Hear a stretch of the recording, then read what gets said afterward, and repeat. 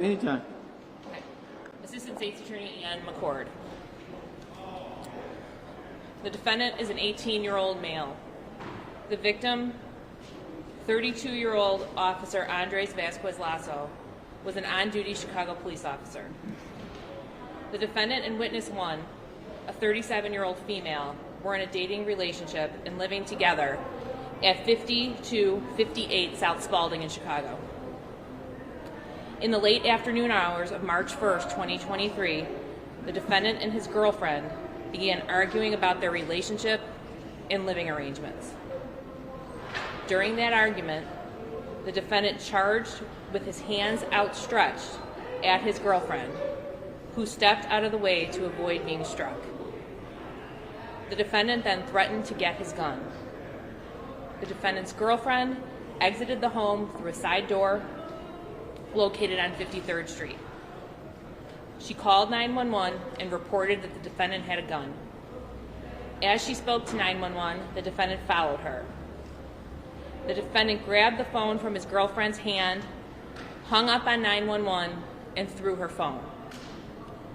The defendant's girlfriend continued to argue with the defendant and went back inside of her home.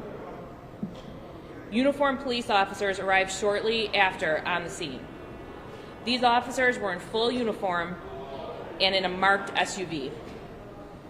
The first two officers approached the front door of the residence located at 5258 South Spalding and heard a noise in the gangway. The defendant jumped out of a window of the residence and into the gangway and fled back towards the alley. An officer observed something in the defendant's hand and believed that it was a gun. The defendant entered the alley where he came upon two neighbors standing in a nearby garage. The defendant dropped a gun and a magazine in the alley in front of these neighbors. He picked up the gun and the magazine, inserted the magazine into the pistol, and asked the neighbors if he could hide the gun in the garage where they were standing. When the neighbors indicated no, the defendant entered the garage they were in and fled into the backyard of the connected residence. The defendant then climbed up onto a car into the backyard and hopped the fence. He hopped the fence northbound into the next yard. At this point, the first two officers who had arrived at the residence had relocated through the alley and into the same yard as the defendant and observed the defendant jump that fence. Those officers radioed that the defendant had jumped a fence and was back on Spalding. Defendant fled east across Spalding Avenue, then ran north on Spalding past Sawyer Elementary School. The victim, who was working and on duty as a Chicago police officer, was responding to the scene to assist the first responding officers. The victim was in full uniform and in a marked Chicago Police Department SUV. That SUV was being driven by the victim's partner. As the victim and his partner were driving northbound on Spalding, they observed the defendant running, also northbound on Spalding. The victim exited the squad car and gave chase to the defendant on foot.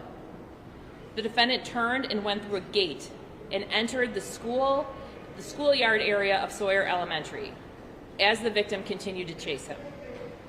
The victim gave multiple verbal commands for the defendant to stop running.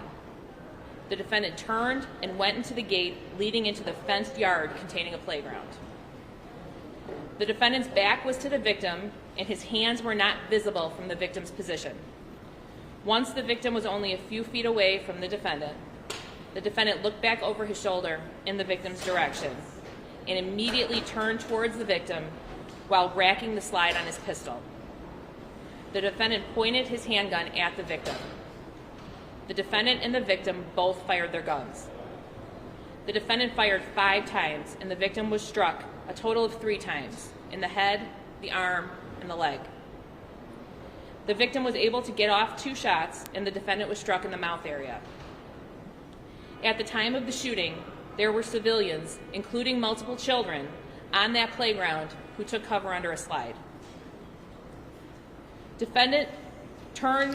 defendant turning towards the victim, raising his gun, and shooting the victim is all captured on the victim's body-worn camera.